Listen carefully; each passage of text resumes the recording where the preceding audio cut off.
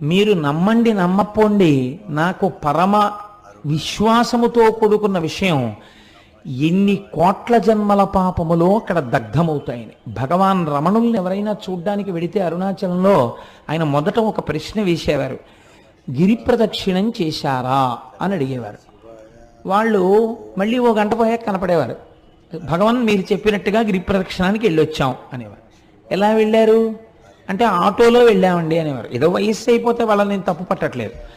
అయితే ప్రదక్షిణ పుణ్యం ఆటోదా మీదా అని అడుగుతుండేవారు ఆయన.